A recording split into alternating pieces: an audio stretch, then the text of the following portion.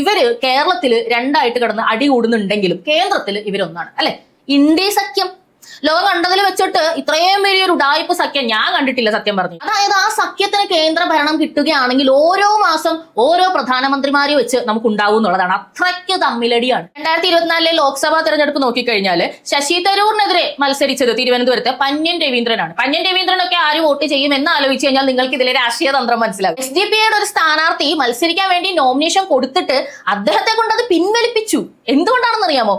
എല്ലാവരും കൂടി ഒരുമിച്ച് നിൽക്കുകയാണ് അത്രേ സുരേന്ദ്രനെതിരെ. വർഗീയതക്കെതിരെ എന്ന് പറഞ്ഞുകൊണ്ട് ആരൊക്കെയാണ് നിൽക്കുന്നത്? SDPA, അതായത് VDP, വെൽഫെയർ പാർട്ടി എന്ന ജമാഅത്ത് ഇസ്ലാമി, പിന്നെ വർഗീയത തീരെ ഇല്ലാത്ത മുസ്ലിം ലീഗും. ഇവരെല്ലാവരും കൂടി ഒരുമിച്ച് നിന്ന് വർഗീയ പാർട്ടിക്കെതിരെ ഇടതിന്റെയും വലതിന്റെയും ഒപ്പം നിൽക്കുകയാണെന്ന്. അപ്പൊ ആരൊക്കെയാണ് ഒറ്റകക്ഷി? BJP ഇവർ ആരെങ്കിലും കൂടെ ചേരുന്നുണ്ടോ? ആകെ ഈ ഒരു സംഗതി ഏറ്റവും അടിപൊളിയായിട്ട് ചെയ്യാൻ പറ്റുന്ന BJPക്ക് മാത്രമാണ്. കാരണം അവരാണ് ഇന്ത്യയിൽ നിലനിൽക്കുന്നതിൽ ഏറ്റവും വലിയ നാഷണൽ പാർട്ടി, ഏറ്റവും കൂടുതൽ അംഗങ്ങളുള്ളതും എല്ലായിടത്തും എല്ലാ അംഗങ്ങളും വളരെ തീവ്രതയോടെ പ്രവർത്തിക്കുന്നതും അവരുടെ പാർട്ടിയിൽ മാത്രമാണ്. അവർക്ക് ഒരേ സമയം ഇന്ത്യ മുഴുവനും തെരഞ്ഞെടുപ്പ് നടത്തുകയും ചെയ്യാം, എല്ലായിടത്തും വളരെ വൃത്തിയായിട്ട് അവർ ജയിക്കുകയും ചെയ്യും. ഗവൺമെന്റിന്റെ കയ്യിൽ പൊടി പിടിച്ച് ജനങ്ങൾക്ക് നല്ല സേവനവും കൊടുക്കാതെ കുഴിയിലേക്ക് പോകാനിരിക്കുന്ന പദ്ധതികൾ പ്രൈവറ്റൈസ് ചെയ്യുമ്പോൾ അതിന് ജീവൻ വെക്കുകയാണ് ചെയ്യുന്നത്. എയർ ഇന്ത്യ ഒക്കെ ഇപ്പൊ എങ്ങനെ ആയി എന്നുള്ളത് ഏറ്റവും വലിയ ഉദാഹരണമല്ലേ. ഇവർ രണ്ടു കൂട്ടരുമാണ് ഇതുവരെ മാറി മാറി ഭരിച്ചത്. ഇവിടെയുള്ള എന്ത് കുഴപ്പത്തിനും BJPയോട് ചോദിക്കാൻ ആർക്കും പറ്റില്ല. കാരണം BJPക്ക് നമ്മൾ ഒരു അവസരം കൊടുത്തിട്ടില്ല. ഇവര് രണ്ടു കൂട്ടരും മാറി മാറി ഭരിച്ചിട്ട് ഇവര് പറയുകയാണിപ്പോ അയാൾ BJPന്റെ കൂടെ, അയാൾ BJPന്റെ കൂടെ. ആരും BJPയുടെ കൂടെയല്ല.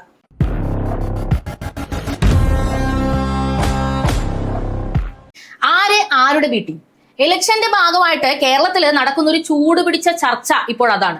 നമുക്കറിയാം 3 മുന്നണികളാണ് പ്രഥമമായിട്ട് തെരഞ്ഞെടുപ്പിൽ മത്സരിക്കുന്നത്. LDF, UDF, BJP. BJP LDFന്റെ ബി ടീമാണെന്ന് ഒരു കൂട്ടര്, UDFന്റെ ബി ടീമാണെന്ന് മറ്റൊരു കൂട്ടര്.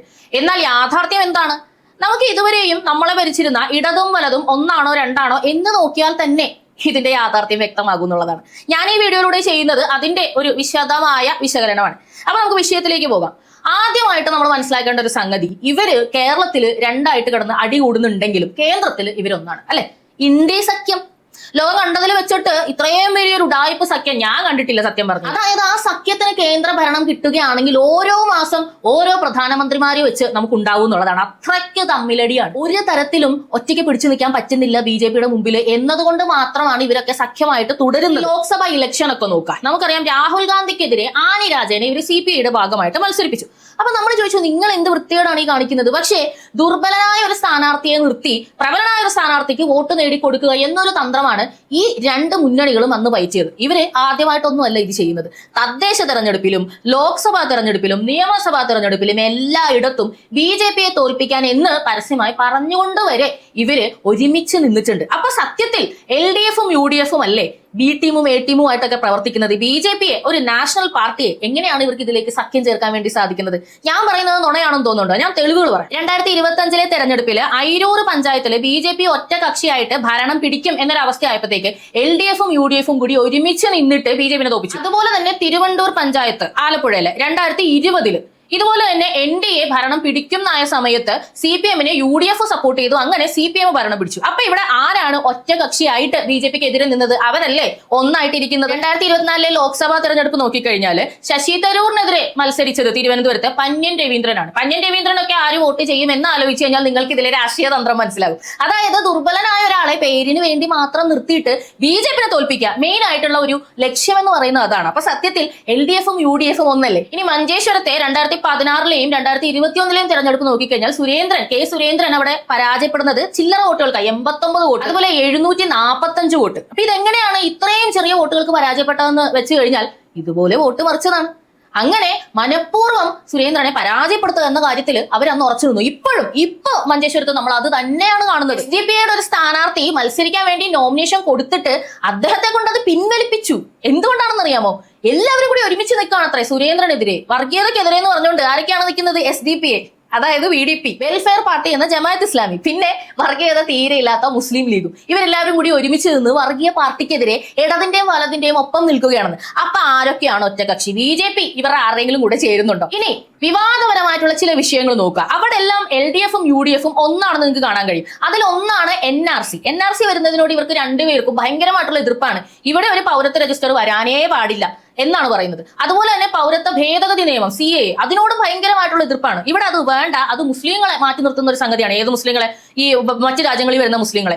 അതൊക്കെ എങ്ങനെയാണ് ഇന്ത്യയിലെ ഫണ്ടമെന്റൽ റൈറ്റ്സിൽ പെടുന്നത് എനിക്ക് മനസ്സിലായിട്ടില്ല. അങ്ങനെയൊക്കെ വാദിക്കുന്ന ആൾക്കാരാണ് ഈ രണ്ട് കൂട്ടർ. അതുപോലെ തന്നെ മുത്തലാഖ് വിഷയം, ഇതിന് ഇവർ രണ്ടു കൂട്ടരും എതിരാണ്. ഇതിൽ ഈ ഇടതുപക്ഷം പറയുന്നത് ഇവർ സ്ത്രീകൾക്ക് ഭയങ്കര ലിബറൽ ആയിട്ട് നിൽക്കുന്ന, സ്ത്രീ സ്വാതന്ത്ര്യത്തിന് മുന്നോട്ട് എന്ന് പറഞ്ഞുകൊണ്ട് നിൽക്കുന്ന ഒരു പ്രസ്ഥാനമാണെന്നൊക്കെയാണ്. പക്ഷെ ഇവരുടെ ഈ നിലപാടുകൾ എന്നൊക്കെ പറയുന്നത് എപ്പോഴും നേരെ തലതിരിവാണ്. ഉദാഹരണത്തിന് മുത്തലാഖ് എന്ന് പറയുന്നത് ഒരു സ്ത്രീക്ക് അവരുടെ ജീവിതത്തിൽ കിട്ടുന്ന ഏറ്റവും ദ്രോഹപരമായിട്ടുള്ള ഒരു സംഗതിയാണ്. അത് നിർത്തലാക്കിയതിനെ സംബന്ധിച്ച് മോദിജിയോട് ഇപ്പോഴും മുസ്ലിം യുവതികൾ കടപ്പെട്ടിരിക്കുന്ന ഒരുപാട് വീഡിയോസ് അവർ സംസാരിക്കുന്നത് നമ്മൾ കണ്ടിട്ടുണ്ട്. എന്നാൽ ഇവരൊക്കെ അതിനെതിരാണ്. മുത്തലാഖ് ഒക്കെ വേണം, മനസ്സിലായില്ലേ?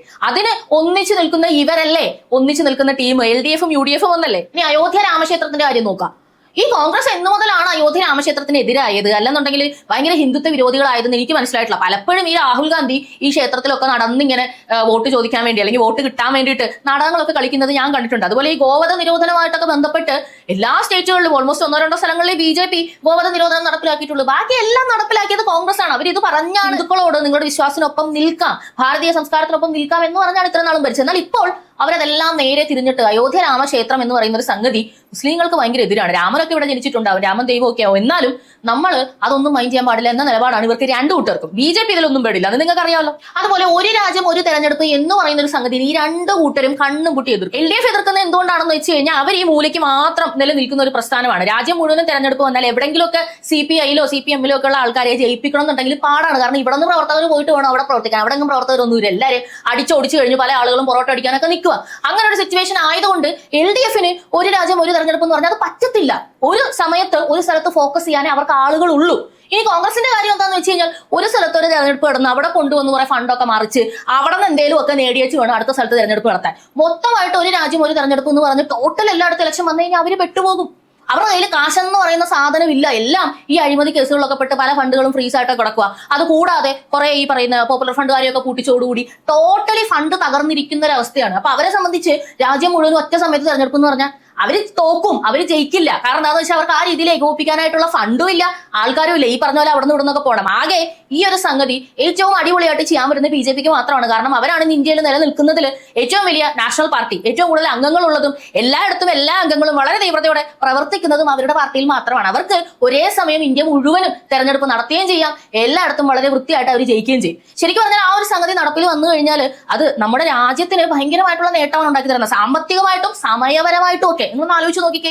ഇപ്പൊ ഒരു തെരഞ്ഞെടുപ്പ് കഴിയും, അത് കഴിഞ്ഞൊരു ബൈ ഇലക്ഷൻ വരും, അത് കഴിഞ്ഞ് വീണ്ടും അടുത്ത ലോക്സഭ വരും, അത് കഴിഞ്ഞ് രാജ്യസഭ വരും, അത് കഴിഞ്ഞ് ആരെങ്കിലും ഒക്കെ മരിക്കുമല്ലെന്നുണ്ടെങ്കിൽ ആരെങ്കിലും ഒക്കെ രാജിവെക്കും, പിന്നെ ഒരു ഇലക്ഷൻ വരും. ഇത് തന്നെയാണ് പരിപാടി. ഫണ്ട് ഇങ്ങനെ ചെലവഴിച്ചുകൊണ്ടിരിക്കുക. ഇതൊക്കെ മാറും ഒരു രാജ്യം ഒരു തെരഞ്ഞെടുപ്പ് എന്ന് വന്ന. പക്ഷേ മനുഷ്യർക്ക് ഗുണമുള്ള ഒന്നും ഇടതിനും വലതിനും പിടിക്കില്ല. ഇവര് രണ്ടുപേരും ഈ കാര്യത്തിൽ ഒറ്റക്കെട്ട.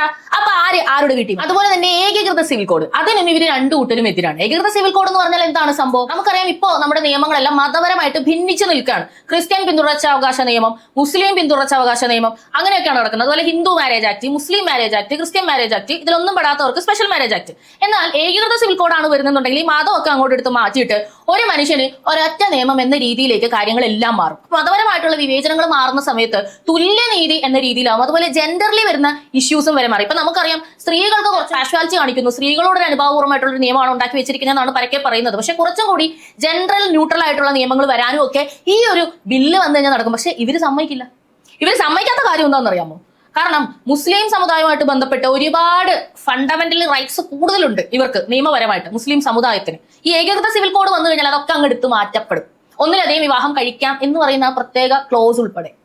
അപ്പോൾ ടോട്ടലി എല്ലാവർക്കും ഒരുപോലെ എന്ന് പറയുമ്പോൾ ഇവരിപ്പോ അനുഭവിച്ചുകൊണ്ടിരിക്കുന്ന ഒരുപാട് സംഗതികൾ ഇല്ലാതാകും. അത് ഇടതിനും വലതിനും സഹിക്കുവോ? ഇവർ ഒറ്റക്കെട്ടായിട്ട് നിന്നിട്ടാണ് ഈ സമുദായത്തെ പ്രീണിപ്പിക്കുന്നത്. പ്രത്യേകിച്ച് ഇതിൽ കൂടുതൽ തീവ്രമായിട്ട് ഈ സമുദായത്തോട് അനുഭവമുള്ള ആൾക്കാരെ. അപ്പോൾ ആരുടെ വീട്ടിൽ? ഇനി SIR, അതുപോലെ ഗവർണറുടെ പങ്ക്, അതുപോലെ NIA-യുടെ അധികാര പരിധി, പൊതുമേഖലാ സ്ഥാപനങ്ങളുടെ സ്വകാര്യവൽക്കരണം, ഇങ്ങനെ ജനങ്ങൾക്ക് ദ്രോഹം ചെയ്യുന്ന കാര്യങ്ങളെ ഇല്ലാതാക്കാനായിട്ട് എന്തൊക്കെ കേന്ദ്ര സർക്കാർ കൊണ്ടുവന്നാലും അതിനെ എല്ലാം എതിർക്കുക എന്നുള്ളതാണ് ഇവരുടെ മെയിൻ ആയിട്ടുള്ള സംഗതി. നമുക്കറിയാം, ഇവർ പറയുന്നത് സ്വകാര്യവൽക്കരണം എന്ന് പറയുന്നത് വിൽപ്പനയാണെന്നാണ്. എന്തൊക്കെ സ്ഥാപനങ്ങൾ നെഹ്റു ഉണ്ടാക്കിയത്, ഇന്ദിര ഉണ്ടാക്കിയത് നിങ്ങൾ വിറ്റ് തുലച്ചു എന്നൊക്കെ ആൾക്കാർ പറയുന്നത് കേട്ടിട്ടുണ്ട്. എങ്ങനെയാണ് ഒരു സ്വകാര്യവൽക്കരണം എന്ന് പറയുന്നത് ഒരു വിൽപ്പനയാവുന്നത്? ഒരു സ്വകാര്യ കമ്പനിക്ക് നിശ്ചിത സമയത്തേക്ക് നടത്തിപ്പവകാശം കൊടുക്കുക മാത്രമാണ് ഗവൺമെന്റ് ചെയ്യുന്നത്. ആ കമ്പനി അത് കുറച്ചും കൂടി ഡെവലപ്പ് ചെയ്യും, നല്ല രീതിയിൽ ആൾക്കാർ വരുന്ന രീതിയിൽ സേവനങ്ങളായാലും കെട്ടിടമായാലും പല രീതിയിൽ അവർ വികസിപ്പിക്കും. കാരണം അവർക്ക് അതിനകത്തുനിന്ന് ഈ ടൈമിന്റെ ഉള്ളിൽ ബെനിഫിറ്റ് എടുക്കണം. ലാഭം എടുക്കണം. ഗവൺമെന്റിനും ആ ലാഭത്തിൽ നിന്നും ഒരു നിശ്ചിത എമൗണ്ട് കിട്ടും. ഗവൺമെന്റ് ഒന്നും ചെയ്യണ്ട, ഒരു മുതൽ മുടക്കും ഇല്ല. എന്താ പറയാ, നമ്മൾ ഒരു സംഗതി നമ്മൾ ചുമ്മാ കൊടുത്തേക്കുവാണ്, വാടക കൊടുക്കുന്ന പോലെ അല്ലെങ്കിൽ ലാഭത്തിന് കൊടുക്കുന്ന പോലെ. ആ ലാഭം നമുക്ക് കിട്ടുന്നു. ഇതൊരു ഗവൺമെന്റ് എടുക്കുന്ന ഏറ്റവും സ്മാർട്ട് ആയിട്ടുള്ള ഒരു മൂവ്മെന്റ് ആണ്. ഗവൺമെന്റിന്റെ കയ്യിൽ പൊടി പിടിച്ച് ജനങ്ങൾക്ക് നല്ല സേവനവും കൊടുക്കാതെ കുഴിയിലേക്ക് പോകാനിരിക്കുന്ന പദ്ധതികൾ പ്രൈവറ്റൈസ് ചെയ്യുമ്പോൾ അതിന് ജീവൻ വെക്കുകയാണ് ചെയ്യുന്നത്. എയർ ഇന്ത്യ ഒക്കെ ഇപ്പൊ എങ്ങനെ ആയി എന്നുള്ളത് ഏറ്റവും വലിയ ഉദാഹരണമല്ലേ. എന്നിട്ട് നിങ്ങൾ പറയുന്നത് വിൽപ്പനയാണ്. ഈ രണ്ട് കൂട്ടരും അങ്ങനെയാണ് പറയുന്നത്. ഇനി GST യുടെ കാര്യം നോക്കുക. നമുക്കറിയാം GST പെട്രോളിയം ഉൽപ്പന്നങ്ങളിൽ കൊണ്ടുവരുന്നത് സമ്മതിക്കാത്തത് ആരാണ്? പെട്രോളിയം ഉൽപ്പന്നങ്ങളിലേക്ക് GST കൊണ്ടുവന്നു കഴിഞ്ഞാൽ വില കുറയും. പക്ഷേ കേരള സ്റ്റേറ്റ്, തമിഴ്നാട് സ്റ്റേറ്റ്, ഇതുപോലുള്ള സ്റ്റേറ്റുകൾ ഇന്ന് സമ്മതിക്കില്ല. കോൺഗ്രസ് കേരള സർക്കാരിന്റെ ഒപ്പമാണ് ഇതിന്. എന്താന്ന് വെച്ചാൽ GST വരുമ്പോൾ ഇവരുടെ വിഹിതം കുറയും, നികുതി വിഹിതം കുറയും, ജനങ്ങൾക്ക് വില കുറയും. പക്ഷെ ഇവരുടെ കിട്ടുന്ന ആ കാശ് കുറയുന്നോട്ട് ഇവർ സമ്മതിക്കുന്നില്ല. അതുകൊണ്ട് ഇപ്പോഴും പെട്രോള്, ഡീസൽ, ഗ്യാസ് ഇതെല്ലാം വാറ്റിലാണ് പോകുന്നതെന്ന് ആലോചിക്കണം. നമുക്ക് നഷ്ടമാണ് ഇവരുടെ ഈ മുരട്ട് ന്യായം. ഇവർക്ക് ഇതല്ലാതെ വേറെ മാർഗ്ഗമില്ല. കാരണം സംരംഭങ്ങൾ പൂട്ടിച്ചു, ഇവിടെ എന്ത് സാധനം ഉണ്ടോ ഒരു തകരയും മുളക്കാത്ത രീതിയിൽ കേരളത്തിനെ ഓൾറെഡി ആക്കി. ഇവർ രണ്ട് കൂട്ടരുമാണ് ഇതുവരെ മാറി മാറി ഭരിച്ചത്. ഇവിടെയുള്ള എന്ത് കുഴപ്പത്തിനും BJP-നോട് ചോദിക്കാൻ ആർക്കും പറ്റില്ല. കാരണം BJP-ക്ക് നമ്മളാരും അവസരം കൊടുത്തിട്ടില്ല. ഇവര് രണ്ട് കൂട്ടരും മാറി മാറി ഭരിച്ചിട്ട് ഇവര് പറയുകയാണിപ്പോ അയാൾ BJP-ന്റെ കൂടെ, അയാൾ BJP-ന്റെ കൂടെ. ആരും BJP-യുടെ കൂടെയല്ല.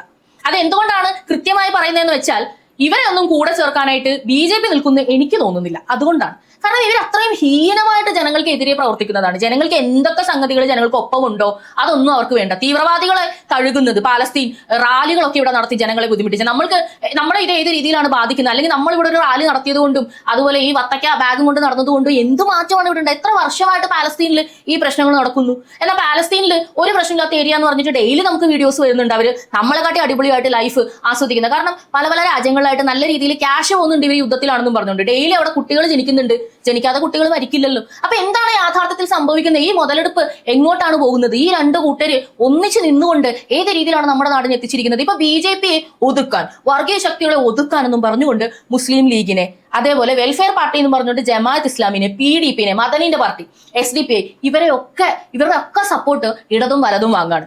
മുസ്ലിം ലീഗും ജമാഅത്ത് ഇസ്ലാമിയും UDF-ന്റെ കൂടെ ആണെന്നുണ്ടെങ്കിൽ PDP, SDPI LDF-ന്റെ കൂടെ.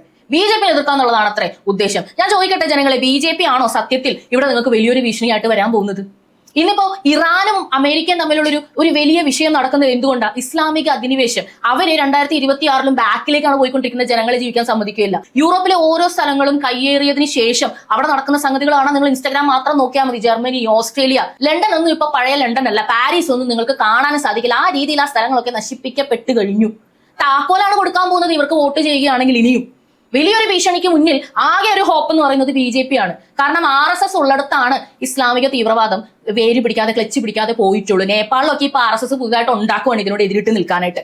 ലോകം മുഴുവനും പ്രശ്നം ഉണ്ടാക്കിക്കൊണ്ടിരിക്കുന്നത് ആരാണ് എന്ന് നിങ്ങൾ തിരിച്ചറിയണം. അവർക്ക് ഇനിയും അധികാരം കൊടുക്കണോ എന്ന് തിരിച്ചറിയണം. ജനസംഖ്യാ വർധനവടക്കം ഗൂഢമായി കുറെ കാലം കൊണ്ട് നടപ്പിലാക്കിയ കാര്യങ്ങൾ നമ്മുടെ കണ്ണുമുന്നിൽ ഇപ്പോൾ ഉണ്ട്. ഇത്രയും നാളും മണ്ടന്മാരായിരുന്നു, ഇനിയും ഇരിക്കണോ എന്നാണ് ചോദിക്കുന്നത്. ഒരവസരം മൂന്നാം മുന്നണിക്ക് കൊടുത്തത് കൊണ്ട് നിങ്ങൾക്ക് ഒന്നും നഷ്ടപ്പെടാൻ പോകുന്നില്ല. ഇതുവരെയും കൊടുത്തത് കൊണ്ട് നമുക്ക് എന്താണ് ഉണ്ടായത്? 2 സീറ്റ് നമ്മൾ BJP-ക്ക് കൊടുത്തു. തിരുവനന്തപുരം ആയിക്കോട്ടെ, തൃശ്ശൂർ ആയിക്കോട്ടെ. ഓരോ ദിവസവും വരുന്ന ന്യൂസുകൾ, അപ്ഡേറ്റുകൾ നിങ്ങൾ കാണുന്നില്ലേ? ബാക്കി എല്ലായിടത്തും ഈ പറയുന്ന പൊസിഷനിലൊക്കെ ആൾക്കാരുണ്ടല്ലോ, ഇടതിന്റെയും വലതിന്റെ ആളുകൾ. എന്ത് നിങ്ങൾക്ക് ഇതുവരെ ഉണ്ടാക്കി തന്നു? ഒന്ന് ചിന്തിക്കുക. വോട്ട് ചെയ്യുന്നതിന് മുമ്പ് ഇടതും വലതും 2 അല്ല, 1 വീണ്ടും വീണ്ടും ഇവരെ തന്നെ അധികാരത്തിലേറ്റുമ്പോൾ നിങ്ങൾ പ്രബുദ്ധരല്ല, കഴുതകളാണ്. തുടർന്ന് കാണുക പോളി ന്യൂസ്.